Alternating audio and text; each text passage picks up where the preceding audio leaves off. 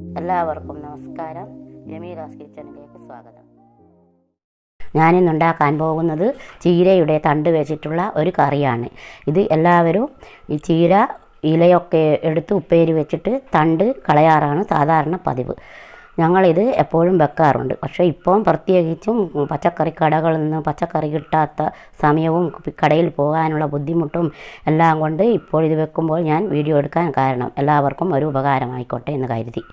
ഉണ്ടാക്കാൻ പോകുന്നത് ചീരയുടെ തണ്ട് വെച്ചിട്ടുള്ള ഒരു കറിയാണ്. ഈ ചീര ഇപ്പോൾ സീസണാണ്. എല്ലാ വീട്ടിലും ഇപ്പോൾ പച്ചക്കറി ഉണ്ടാക്കുമ്പോൾ അതിൻ്റെ കൂടെ ചീരയും ഉണ്ടാകും. അന്നേരം ആ ചീര ഇല നമ്മൾ ഉപ്പേരി വെച്ചാൽ തണ്ട് കൊണ്ട് നമുക്ക് അത് കറി വെക്കാം. അതിൻ്റെ കൂടെ ഇടുവാനുള്ളതാണ് ഈ പരിപ്പ്, മഞ്ഞൾപ്പൊടി, മുളക് പൊടി. അതിന് വേണ്ട ചീര ഞാൻ വൃത്തിയാക്കി എടുക്കുകയാണ് ചെയ്യുന്നത്. പിന്നെ ഒരു വലിയ ഉള്ളി, ഒരു വലിയ ഉള്ളീൻ്റെ ചെറുതായ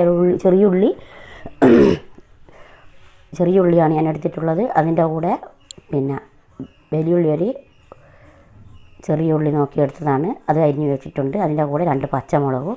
നമുക്ക് ഈ തണ്ട് വൃത്തിയാക്കിയെടുക്കാം. ഇതൊക്കെയാണ് വേണ്ടത് കറി വെക്കാൻ. തണ്ട് നമുക്ക് മുരിങ്ങാക്കോല് മുറിച്ചെടുക്കുമ്പോൾ തന്നെയാണ് മുറിച്ചെടുക്കേണ്ടത്. അധികം മൂപ്പ് കുറഞ്ഞതാണെങ്കിൽ അത് പരിപ്പിൽ നിന്ന് കലങ്ങിപ്പോകും. അതുകൊണ്ട് ഒത്തൊരു മൂപ്പുള്ളതാണ് ഇങ്ങനെ തോലറക്കാൻ കിട്ടുകയുള്ളൂ. നമ്മൾ മുരിങ്ങാക്കോൽ എങ്ങനെയാണ് മുറിക്കുന്നത് അതേ രീതിയിലാണ് മുറിച്ചെടുക്കേണ്ടത്. നമുക്കിങ്ങനെ മുറിച്ചിടാം. പിന്നെ ഞാൻ കുക്കറിലൊന്നുമല്ല വെക്കുന്നത്. ഇപ്പോൾ ഗ്യാസൊക്കെ കിട്ടാൻ ബുദ്ധിമുട്ടുള്ള സമയമായതുകൊണ്ട് അടുപ്പത്ത് ചോറ് വെച്ചിട്ട് നല്ല തീയുണ്ട്. അവിടെ തന്നെ മൺചട്ടിയിൽ വെള്ളം വെച്ച് പരിപ്പിടുകയാണ് ചെയ്യുന്നത്. കുക്കറിലൊന്നും വെക്കുന്നില്ല. ഇപ്പോൾ ഗ്യാസൊന്നും കിട്ടാൻ ഭയങ്കര ബുദ്ധിമുട്ടാണ്. അതുകൊണ്ടാണ് കുക്കറിൽ വെക്കാത്തത്. ഇനി അങ്ങോട്ട് എന്താണ് സംഭവിക്കുക എന്നറിയാൻ പറ്റാത്ത സ്ഥിതിയാണ്. അതുകൊണ്ട് ഞാൻ അടുപ്പിൽ തന്നെയാണ് പരിപ്പൊക്കെ വെക്കാൻ പോകുന്നത്. പിന്നെ ഇതിന് ഞാൻ അരമുറി തേങ്ങയാണ് എടുത്തത്. ഒരു തേങ്ങയുടെ പകുതി, അതൊരു ചെറിയ മുറിയാണ്. ഇത് പരിപ്പിൻ്റെ ഒന്നും അളവ് പറയാത്തത് ഓരോരുത്തരുടെ ആവശ്യത്തിനനുസരിച്ചാണ് നമ്മൾ കറി വെക്കുക. അതുകൊണ്ടാണ് ഞാൻ നിങ്ങൾ കണ്ടിട്ടുണ്ടാവും, കുറച്ച് പരിപ്പാണ് എടുത്തിട്ടുള്ളൂ. അതിൽ ഞാൻ പിന്നെ അല്പം ചൂടുവെള്ളം പാർന്ന് വെച്ചതാണ്. എന്നാലും നമുക്ക് പെട്ടെന്ന് കഴുകിയ വൃത്തിയാക്കാൻ പറ്റും. ഈ തണ്ടൊക്കെ കളഞ്ഞ് വെച്ച് മുറിച്ചിടുന്നതാണിത് ശുദ്ധിയാക്കിയിട്ട്. ഈ പരിപ്പിൽ ഞാൻ നല്ല ചൂടുള്ള വെള്ളം, തിളച്ച വെള്ളം പാർന്ന് വെച്ചിട്ടാണ്. അത് നല്ലവണ്ണം കഴുകി വൃത്തിയാക്കി നമുക്ക് മൺചട്ടിയിലെ അടുപ്പത്ത് വെച്ച വെള്ളത്തിലേക്ക് ഇട്ട് കൊടുക്കാം.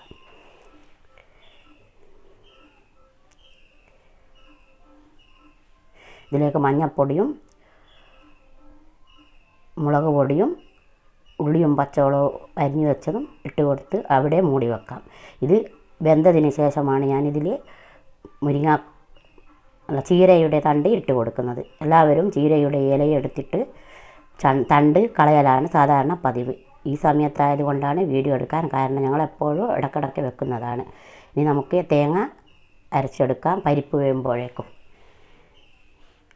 ഈ സമയത്ത് പച്ചക്കറിയും എല്ലാം കിട്ടാൻ ബുദ്ധിമുട്ടാണ്, കടയിൽ പോകാൻ ബുദ്ധിമുട്ടാണ്. അതെല്ലാം കൊണ്ടാണ് ഇപ്പോൾ ഞാനിത് കാണിക്കാൻ കാരണം.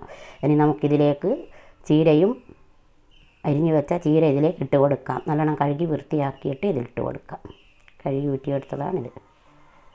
ഇനി നമുക്കിതിൻ്റെ കൂടെ ഉപ്പിട്ടിട്ടില്ലല്ലോ. ഉപ്പിട്ടാൽ കുക്കറിൽ വെക്കാത്തതല്ലേ, അടുപ്പത്ത് വെക്കുമ്പോൾ ഉപ്പിട്ടാൽ വേവാതെ വരും. അതുകൊണ്ടാണ് ഉപ്പ് ആദ്യം ഇടാതിരുന്നത്. പരിപ്പ് പിന്നെ വെന്ത് കിട്ടില്ല. കുക്കറിലാണെങ്കിൽ നമുക്ക് ആദ്യം തന്നെ ഇടാൻ പറ്റും. ഇനി അതവിടെ മൂടി വെച്ച് അത്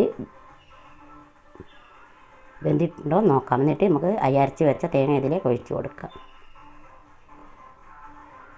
നല്ലവണ്ണം വെന്തിട്ടുണ്ട്.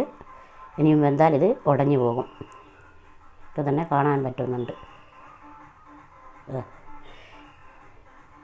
ഇനിയും കൂടി അടുപ്പത്ത് വെച്ചാൽ ഇത് ഉടഞ്ഞു പോകാൻ സാധ്യതയുണ്ട്. അതുകൊണ്ട് ഇതിലേക്ക് നമുക്കിനി തേങ്ങ ഒഴിച്ച് കൊടുക്കാം. ഇത് നല്ലൊരു സൂപ്പർ ടേസ്റ്റുള്ളൊരു കറിയാണ്.